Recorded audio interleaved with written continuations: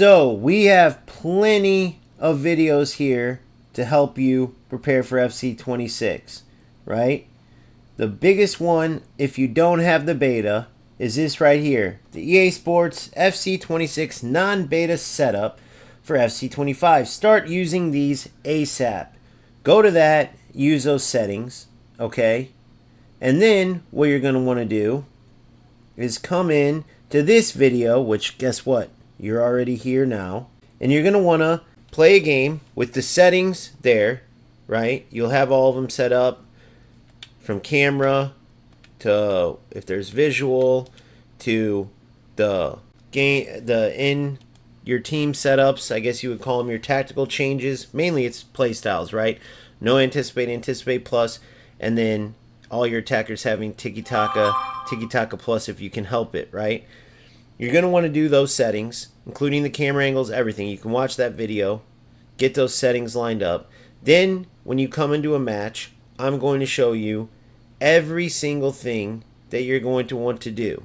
Again, do not go into a game mode, whether it's rivals or champs, with the mindset of winning first. That's out the window once you put these settings on and prepare for 26, which I promise you're going to want to do. This year more than ever, the changes are going to shell shock you if you keep playing the same old nonsense that was in FC25.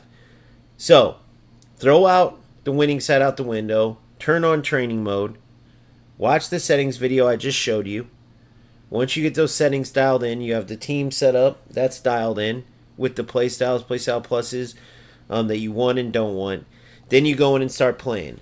No more L1 speed boosting. Quick, sharp passing. 1 and 2 touches if you can help it, okay? You don't want to do anything that's being removed from the game, because why get used to it?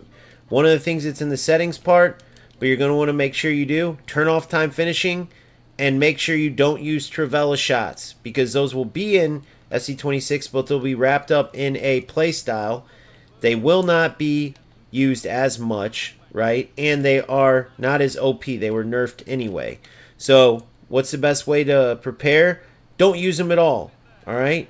You can wait for the play style to come out, and then it's easy once you get into the groove of things to press L2 and shoot, and then L2 and shoot if you want it low.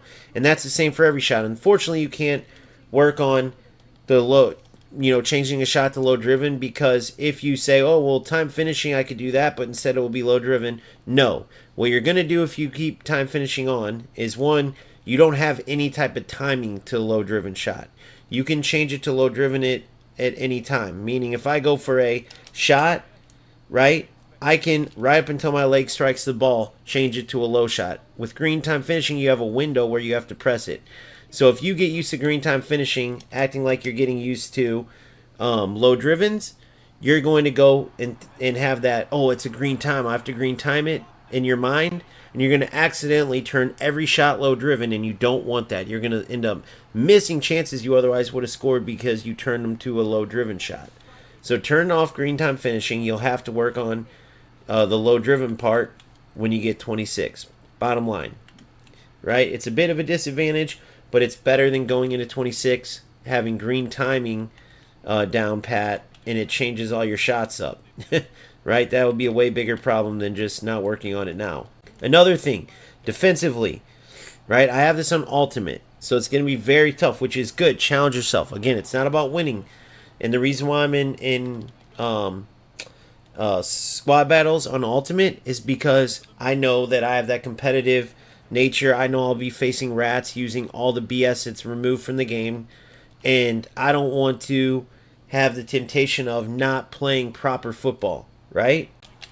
So when you're defending, make sure you're switching to the defender going against the attacker. What happened this year is they made the defense more manual, but they went even a step further in 26. If you're used to, for instance, switching to this defender and letting your opponent potentially run into your AI, don't get used to that, because now your AI will turn into cones more than ever, and you'll get blown by, right? You have to change to the defender that needs to win the ball right off the bat. The AI will do a better job of marking than they did in FC25. They will not do any type of job winning the ball for you. The opponent would have to literally run into them, which sometimes players park the bus and rely on that.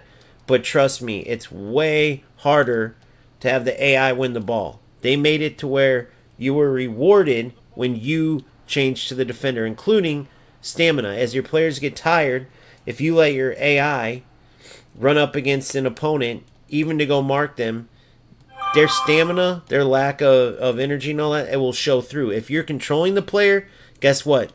They run, they move like they have full stamina. It's a reward for manually defending. And not only that, but truthfully, in games, players don't all of a sudden just get 20 pace. But for the sake of keeping the game competitive and as a reward for manual defending, they kept the stamina process where players will lose all that pace, lose all that ability, right? And just be able to get ran around. They kept that for players who don't switch, who don't manually switch to the defender that needs to win the ball.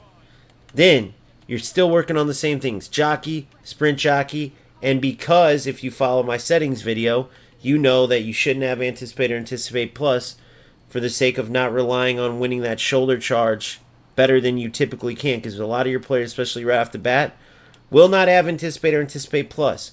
So you want to get used to having to, for instance right here, timing that shoulder charge and knowing when to use proper tackles, right?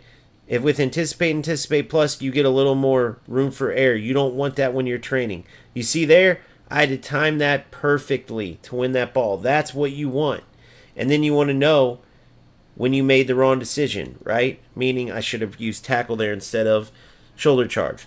Anticipate plus, it lets you use shoulder charge more often than other players. Other players without anticipate, they'll go to shoulder charge like you're used to if you're using anticipate defenders, which all of them have with footies, right? It's hard to find them that don't.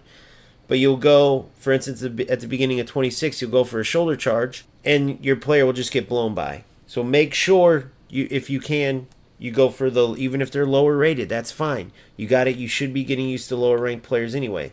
The problem is you're facing all footies teams, so you can't go too low ranked. Otherwise, then it's no point in practicing at all because you're just so far behind in every area that you're just getting stomped. Whether you're playing at the higher levels of squad battles or you're playing in rivals or champs. By the way, the reason why even if you're have a lower level team, you should play at the higher levels of squad battles is because once you get to a certain level of AI, it becomes unrealistic, right? Like you could see, this is ultimate, the highest difficulty you can go, and you could see your opponent moves the ball very well. I mean, this is a low-ranked opponent too. This isn't any like team full of footies players, and they're moving the ball very well.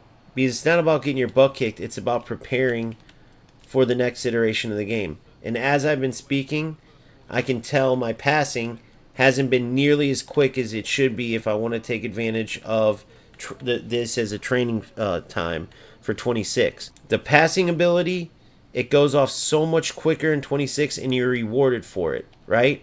Meaning as your opponent's defense is 2, 3, 4 plays behind because they can't keep up with you, the quicker you are, the sharper you are at moving the ball. If you know the tactics that you want to try to aim for using off the bat, which I'll have more on that soon, then you can utilize that and really start getting used to the different patterns and the different runs and stuff that your teammates make. Don't use player lock. That's something that's very hard for me because the movement sucks in 25, but it's good practice because I can always use player lock.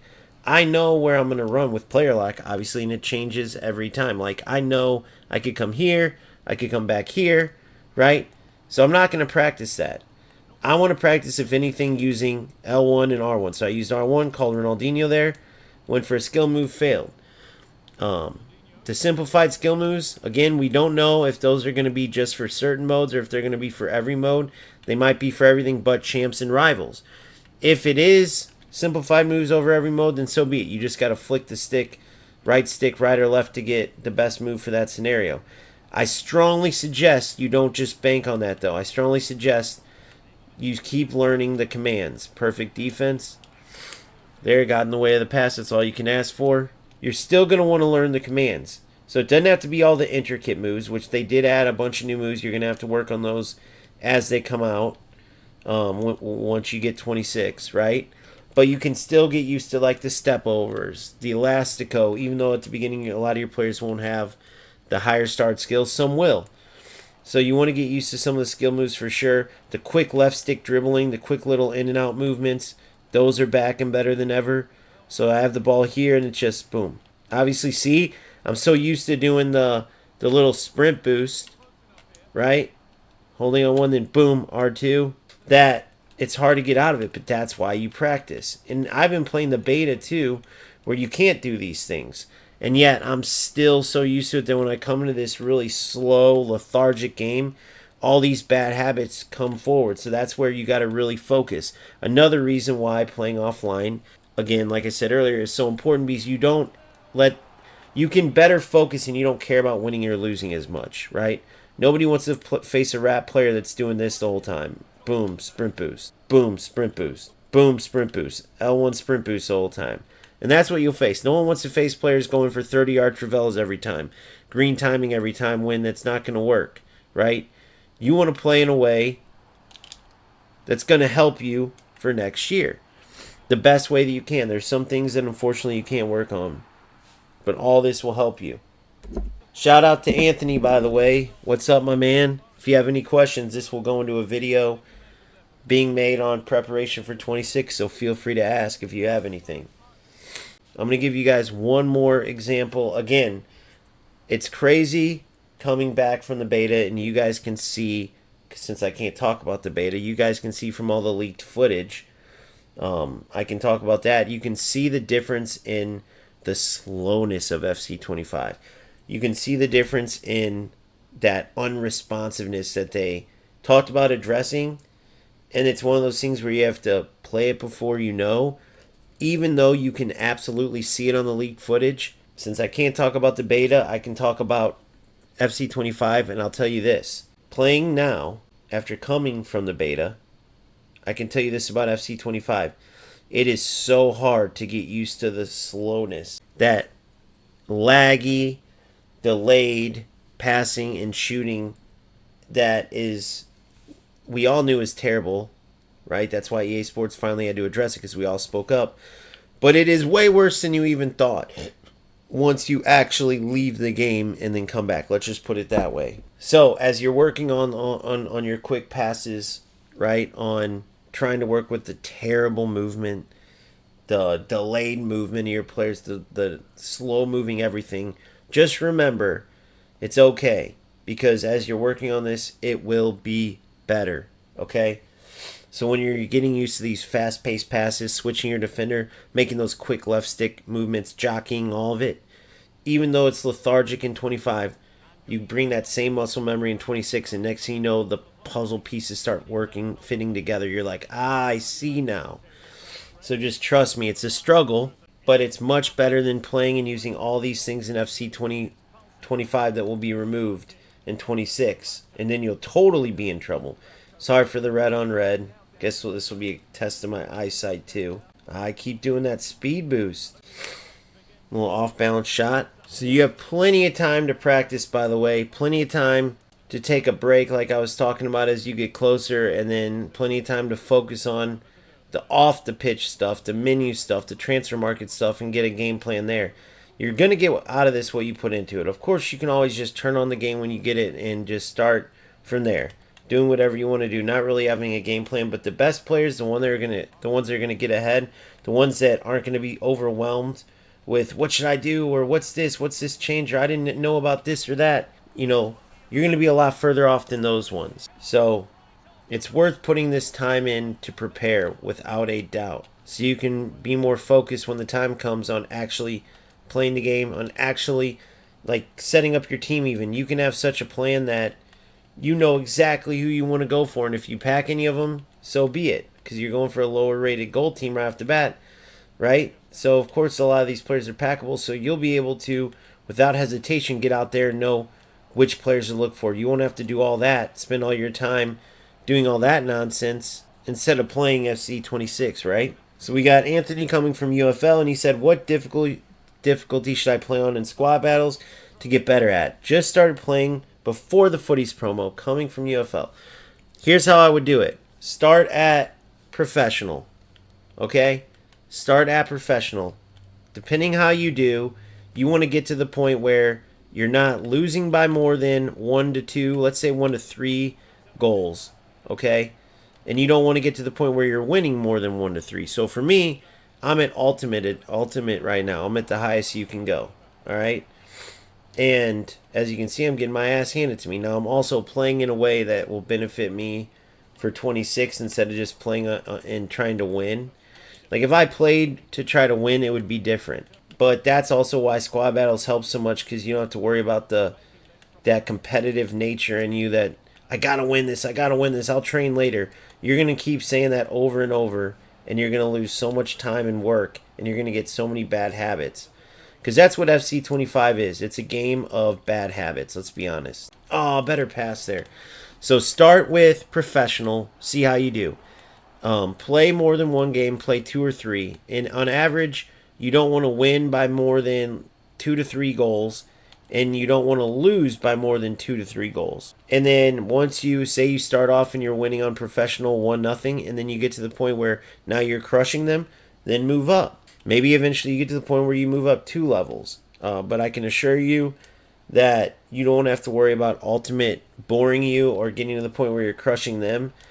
You'll crush certain ones, certain lower ranked teams, especially if you're playing ratty and just trying to win, right? You can absolutely do that against the AI, but again, it's not going to help you. So I'm trying to have these good habits. As I talk, I'm sure I'm missing out on some of the good habits.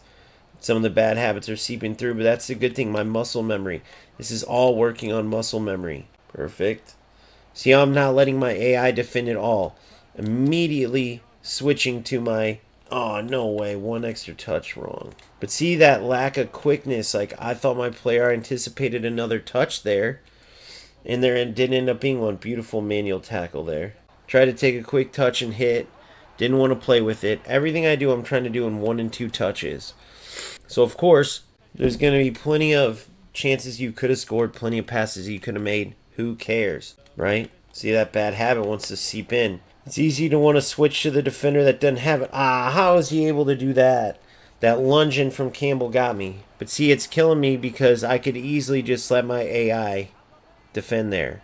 And again, you're going to be able to do a little bit of that, but not nearly as much. And so there's no point in practicing that. If you can get used to winning the ball every time with your controlled player, well, then you're on top of the world. So that's how you practice, right?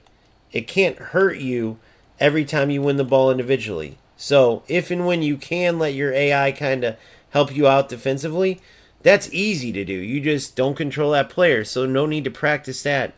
You want to practice, right? You want to practice not having your AI help you. There's a beautiful goal. Quick movement. 1 and 2 touch passes is what I'm trying to get used to. You want to take advantage of the ability to quickly build up, to make these beautiful passing sequences, zipping the ball around. But in order to do it, you don't want to be one of those players that just passes for no reason. Have a purpose every pass you make. And Anthony, great question. Shout out Anthony. If you're coming in and you're not used to it, you want to make sure you set the right difficulty level.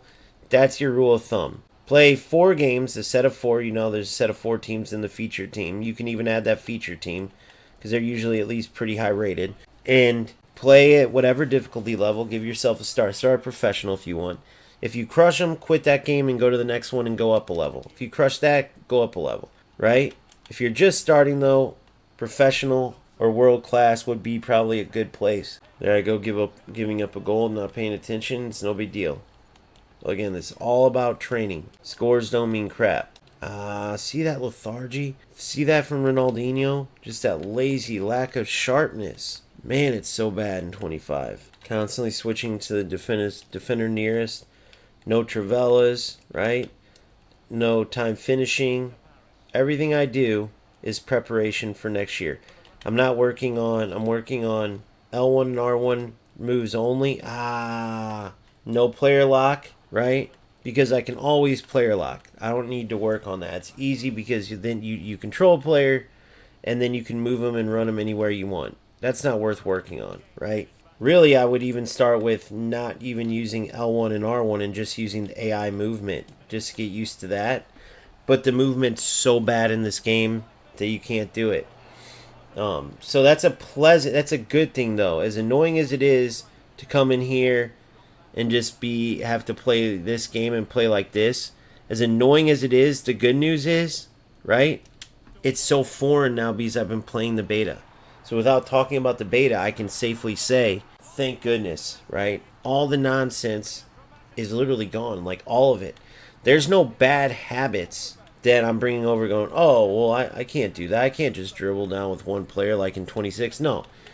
Everything that they've done with that game has been a positive, right? I'm not saying it's perfect either, but it's damn good. See if we can go down and score here. Well, maybe not if I can even win the ball back. Good. Look at that. Couldn't even get the pass off, guys. I couldn't even get the pass off after I won the tackle. There's so much delay in this game. That's insane. Hence why I played that one champs game yesterday and won it. And I realized nothing I did in that game helped me FC26 wise. It was so stupid. You can get a little bit of it in squad battles, but guys, I'm telling you, the responsiveness level, they talked about removing all these extra animations that were bogging the game down. Holy crap. So just be happy that you only got to put up with a little more of this. But trust me, change those settings. I mean, even the animations in this cutscenes are glitching out. This was such a glitchy, crappy, frozen game. For all of you that had the menu issues, I'm not sure if those were fixed, but even the menu is freezing all the time.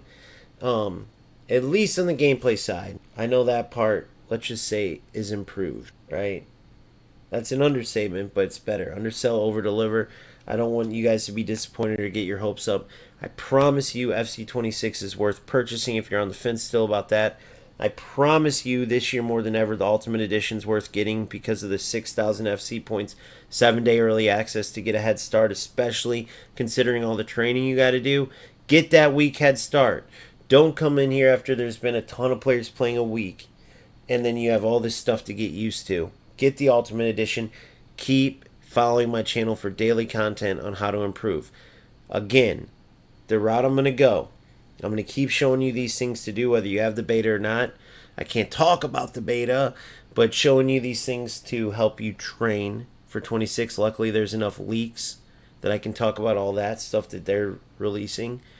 And all these things that I showed you and told you to do, both the set from the settings video I told you to watch and this video, these are all things you're going to want to practice. Who cares if you lose? Who gives a crap, right? Who cares if you're playing only squad battles? Use it as a tool to get better. Or if you're going to play Rivals and Champs and you can do it and not get all competitive and go, screw this, I'm doing the L1 speed boost. Screw this, I'm green timing. Screw this, I'm AI defending. No. If you can stay away from that and still play, do it. But if it's going to take you to playing like trash, the same FC25 nonsense that they got rid of, and you want to keep playing like that, you're going to do yourself a huge disservice. You're going to turn on FC26 and regret it.